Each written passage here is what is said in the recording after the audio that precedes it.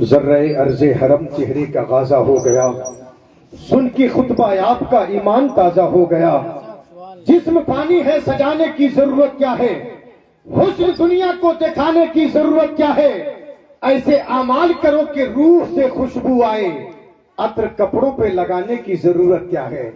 اس لیے کہ ملتی ہے کیا نماز میں، مسجد میں آ کر دیکھ لو، ملتی ہے کیا نماز میں، مسجد میں آ کر دیکھ لو، ہوگا خدا کے سامنے سر کو جھکا کر دیکھ لو، ہوگا خدا کے سامنے سر کو جھکا کر دیکھ لو۔ اس لیے کہ یہ سر در مولا پہ جھکانے کے لیے ہے، اور یہ دل شہ بدہا پہ لٹانے کے لیے ہے۔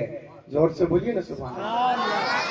آپ لوگ تو ایسے مٹیا کے بیٹھے ہوئے جیسے برکا کانا اسٹیشن سے ایک مسافر وداؤٹ ٹکٹ سفر کر رہا تھا۔ وداؤٹ ٹکٹ سفر کرنے والے مسافر کی حالت یہ ہوتی، بیٹھتا اپنی سیٹ پر ہے لیکن تک مک ادھر ادھر دیکھتے رہتا کہیں سے ٹی نہ آ جائے۔ سمجھ رہے ہیں آپ؟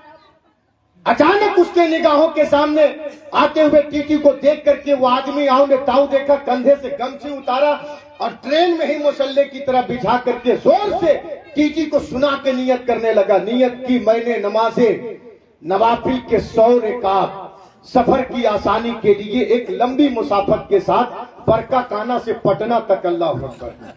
سمجھ رہے آپ؟ ٹی کی بھی حالت خراب ہو گئی کہ برکا کانا سے پٹنہ تک اس کی نماز رہے گی، ہے نا؟ ایک مسافر کے چکر میں سارے ٹکٹ برباد ہو جائیں گے۔ تو تھوڑا سا چہرے پہ مسکراہٹ، اپنی آواز میں بلندی لائیے نہ، اس لیے کہ ایک شاعر نے کہا تھا، بلند جس کا بھی ہوگا شعور بولے گا، جسے ہے پینا شراب طہور بولے گا۔ زبان عشق پہ کبھی پابندیاں نہیں لگتی، نبی کے نام پر سنی ضرور بولے گا۔ سبحان اللہ، زور سے بولیے سبحان اللہ۔ نبی کے نام پر سنی ضرور بولے گا۔ نعت کا ایک مطلع ایک شعر پڑھتا ہوں چونکہ وقت کا تقاضا ہے۔ ایک عظیم خطیب کی آمد ہے، حضرت مولانا قاری امجد القادری صاحب قبلہ ممبر شریف پر براجمان ہے۔ ادھر آپ کے امام و خطیب حضرت قاری روشن ضمیر صاحب قبلہ تشریف فرما ہے۔ تھوڑی دیر کے لیے آپ کے امام و خطیب تشریف لا رہے ہیں۔ رات میں بتا دوں آپ کو کہ آج اگر سب سے زیادہ حالت خراب ہے تو اماموں کی ہے۔ لمبا سورہ پڑھ دے تب وہ تباہی حضرت، چھوٹا پڑھ دے تب وہ تباہی ہے، جیسے مائک تباہ کیے ہوا ہے۔ سمجھ رہے آپ؟ اگر امام صاحب لمبا سورہ نماز میں پڑھ دیے تو لوگ نماز ہی میں ایک دوسرے کو ٹسکیانے لگتے ہیں کہ ایسا لگتا ہے کہ آج امام صاحب کو جتنا یاد ہے سب پڑھیے ڈالیں گے۔ سمجھ رہے آپ؟ اگر امام صاحب لمبا سورہ پڑھ دیں تو لوگ کہتے ہیں امام صاحب آپ کو کیا ہے، کھانا پینا ہے، بچوں کو پڑھا کے بستر لگا ہوا سو جانا ہے۔ اگر وہی امام صاحب چھوٹا سورہ پڑھ دیں تو سماج میں لوگ کہتے ہیں کہ کیا امام لائے ہو جی، ان کو انا اطینا قل هو اللہ احد کے علاوہ کچھ آتا ہے۔ سمجھ گئے؟ یہ حالت ہو گئی ہے۔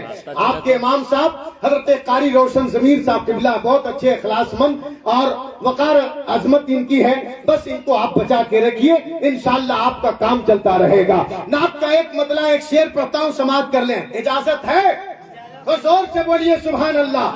بہت اچھا شعر میرے ذہن کے حاشیے پر آ گیا ہے کہ یہ آنکھیں جگمگاتی ہے وہ چہرہ جگمگاتا ہے۔ ماشاءاللہ، ہم بھی امام ہیں، ابھی فی الحال میں ناموداگ نئی محلہ میں آئے ہیں۔ سمجھ رہے ہیں آپ؟ انشاءاللہ رابطے میں رہیے گا۔ قاری امجد صاحب ہاں ملاحظہ فرمائیں۔ نمبر بھی بتا۔ شاعر کہتا ہے کہ یہ آنکھیں جگمگاتی ہے وہ چہرہ جگمگاتا ہے، نبی کے عشق سے جس کا بھی سینہ جگمگاتا ہے۔ واہ کیا کہنا ہے۔ یہ آنکھیں جگمگاتی ہے وہ چہرہ جگمگاتا ہے، نبی کے عشق سے جس کا بھی سینہ جگمگاتا ہے، اور پہنچ کر چاند پر کہنا پڑا یہ سائنس دانوں کو، میرے سرکار کا مکہ مدینہ جگمگاتا ہے، میرے سرکار کا مکہ مدینہ جگمگاتا ہے۔